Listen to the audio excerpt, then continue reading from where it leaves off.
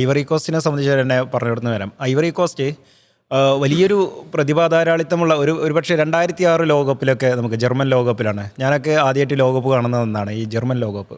അപ്പോൾ അന്നൊക്കെ ദ്രോഗ്ബ എന്നുള്ള ഒരു ഫാക്ടറിൻ്റെ പുറത്ത് ഐവറി കോസ്റ്റിനെ കാണുന്ന ഒരു സാഹചര്യം ഉണ്ടായിരുന്നു. അങ്ങനെ കണ്ട ഒരു ഐവറി കോസ്റ്റ് പിന്നീട് അവർ ചിത്രത്തിൽ നിന്ന് വലിയൊരു പോരാട്ടങ്ങളൊന്നുമില്ലാതെ മാഞ്ഞു പോകുന്ന ഒരു ഐവറി കോസ്റ്റ്.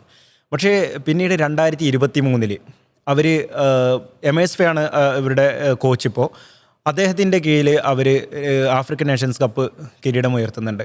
അത് അവരെ സംബന്ധിച്ചിടത്തോളം വലിയൊരു ആത്മവിശ്വാസത്തിൻ്റെ കാലഘട്ടം കൂടിയായിരുന്നു. 2023 അവർ ഈ ആഫ്രിക്കൻ നേഷൻസ് കപ്പ് എടുക്കുന്നു. അത് എംഎസ്ഫ വന്ന് ആ ടീമിനെ മാറ്റിയെടുത്ത് ഉണ്ടാക്കുന്ന ഒരു കാര്യമുണ്ട്. അപ്പോൾ ആഫ്രിക്കയിൽ ആ ഒരു കരുത്തര ഒരു ഭാഗത്ത് നിലയുറപ്പിച്ച് നിൽക്കും എന്നുള്ളത് വലിയൊരു പ്രതീക്ഷ തന്നെയാണ്. ലോകകപ്പിനെ സംബന്ധിച്ചിടത്തോളം അവർ ഒരു ഘട്ടത്തിലും അവരെ കുറച്ച് കാണാൻ പറ്റില്ല എന്നുണ്ട്. സ്ട്രോങ് ആണ് അവരുടെ മിഡ്ഫീൽഡ്.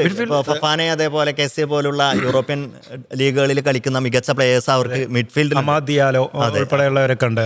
അതുപോലെ തന്നെ യാൻഡി യോമൻഡ, അങ്ങനെ പിന്നെ എണ്ണം പറഞ്ഞ താരങ്ങളൊക്കെ അവിടെ ഉണ്ട് എന്നുള്ളതും വലിയൊരു പ്രതീക്ഷയാണ്. അപ്പോൾ ഇങ്ങനൊരു ഒരു ബാക്ക് അവർക്ക് 2023 ശേഷം പിന്നീട് അവർ നല്ല നിലയിൽ തന്നെയാണ് എന്നുള്ളത് കൂടി പറയാം.